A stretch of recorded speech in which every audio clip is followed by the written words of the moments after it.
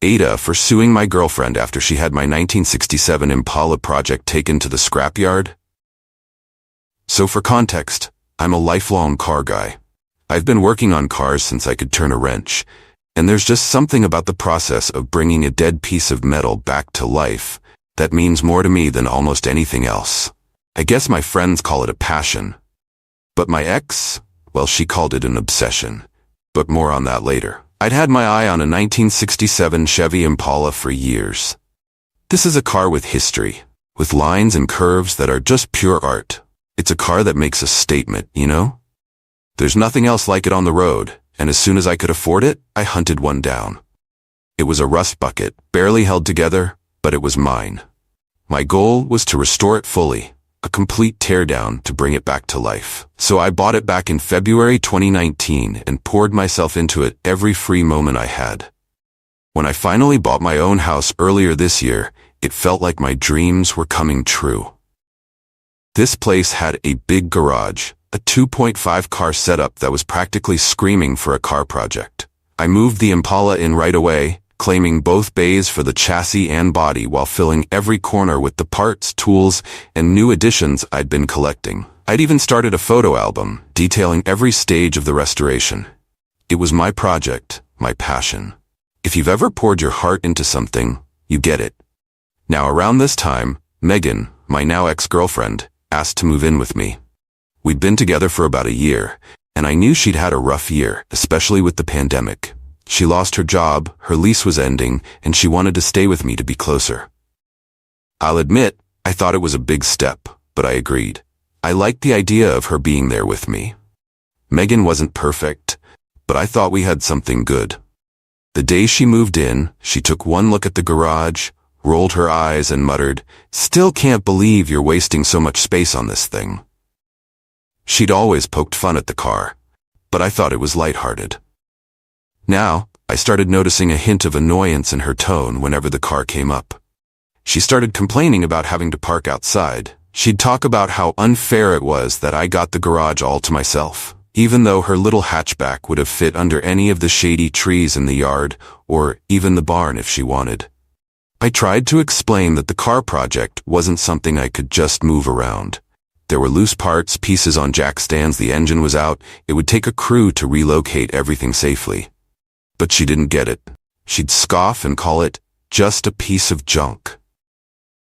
She seemed to hate that car. She didn't like me spending time out there either, even though I'd always made time for us, setting aside weekends and evenings for date nights, movie marathons, whatever she wanted.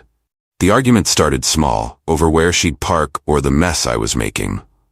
Then they grew. She'd get cold, withdrawing completely whenever she brought up the car, and I pushed back.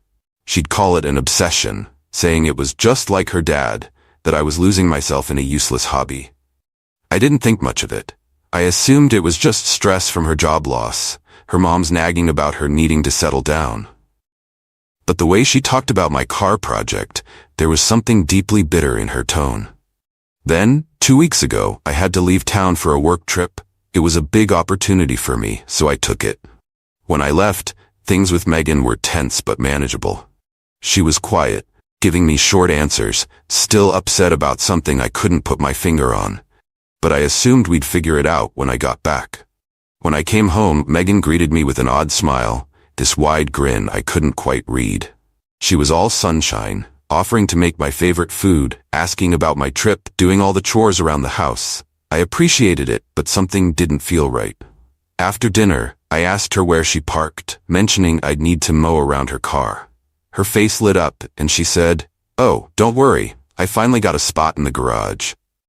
For a moment, I thought she'd somehow shifted her car into the half bay. But as I went out to the garage, my heart sank. Every inch of the garage was empty. The car body, the chassis, the engine, all the parts were gone. Tools, boxes, everything. I turned around, my chest tight, and looked at her, barely able to speak. Where's my car?" She shrugged, smiling like it was nothing. "I hired a company to come pick it all up. I found a junkyard that would take it. Figured you'd finally have some space to put to better use." I was dumbfounded. This car wasn't just a hobby, Iber. It was my life's work, a dream I'd been saving for since I was 16. I had receipts for over $11,000 in parts, services, and gear, and she thought it was something she could just throw away? "Do you realize what you've done?" I asked, barely able to contain my rage. She just shrugged, brushing it off like it was a minor inconvenience. She had the nerve to call me dramatic, saying, "It's just an old car. You needed to let it go." That was it for me. I told her it was over, to pack her things and leave. She stormed out, huffing about how I was overreacting, but I was already calling my lawyer. In the days that followed, I found out just how deep her resentment went. Friends and family kept calling me, saying I was ruining her life over a piece of metal. But I ignored them, knowing I couldn't let this slide. The final straw was when a mutual friend told me what Megan had confessed. It turns out she'd been raised by a car-obsessed father. He was an enthusiast like me, but to a toxic level. He'd spent the family's entire savings on his projects, and her mom eventually left him over it. Megan's childhood was filled with broken-down cars, neglected bills, and resentment. Her mom had been urging her to take control from day one, saying that my hobby was just like her father's obsession. That history explained a lot, but it didn't justify her actions. And she still needed to face the consequences. My lawyer encouraged me to visit the scrapyard, armed with receipts, to try and reclaim any remaining parts. I knew it was a long shot, but I went. When I got there, things didn't add up. The yard owner was defensive, dodging my questions about the car, saying he didn't remember anyone bringing in a 1967 Impala. I reported the incident to the police, who launched an investigation. What they uncovered shocked me. Turns out the scrapyard was running a stolen car ring. They were taking in old classics, flipping them for parts, or selling them under fake titles to unsuspecting buyers. The Impala, being a vintage model, was valuable, and it was going to be their next payday. The cops found it tucked away, half dismantled, and hidden under a pile of scrap. When I got the call, it was a mix of relief and rage. The junkyard owner and a few of his guys were arrested, and the police told me they'd needed footage from my house, showing Megan letting them in, to build a case. After charges were filed, Megan started calling me non-stop, saying she'd made a mistake, that she was sorry. She even showed up at my job, crying, saying she'd acted out of fear. Her family, who once encouraged her, had now cut her off. She begged me to understand, to drop the charges, claiming she was protecting us from her family's past. I didn't budge. As I listened to her excuses, I realized that while she may have been scared, she'd also made a choice. A choice to destroy something that was deeply meaningful to me, without any discussion. I tried to compromise, to balance her needs with mine. But she'd only thought of herself. Winning the lawsuit was a bittersweet victory. Megan was ordered to pay damages, though I doubted she'd ever manage to cover it all. The car, meanwhile, came back to me in pieces. Parts were missing, the body was scratched, and it hurt to see it like that. But getting it back was enough. Reassembling the Impala became my therapy. I worked through each bolt, each scratch, and each torn piece, feeling the weight of what I'd nearly lost. Every time I picked up a wrench, it was like reclaiming a part of myself that I'd almost let her take away. I restored it as much for me as for the car, piece by piece, putting back together what had been broken. The garage was my sanctuary again, just as it had always been. My friends even started showing up to lend a hand, catching up over the sound of tools and classic rock echoing off the walls. They'd been a huge support, reminding me that I hadn't overreacted. They knew how much that project meant to me, and seeing the Impala slowly come back to life felt like validation that I was making the right choice by moving on. By the time I finally took the Impala out on its first test drive after the restoration, I could feel a mixture of pride and freedom I hadn't felt in a long time. With the windows down and the engine roaring like thunder, I felt like a part of me had come back to life with that car. I drove down winding country roads, letting the wind take away whatever anger and sadness had lingered after Megan left. There was only me, the car, and the open road. My friends and I decided to take the Impala to a car show the following summer. It was a big event for classic cars, and I entered the Impala, not expecting much attention, just happy to share my hard work.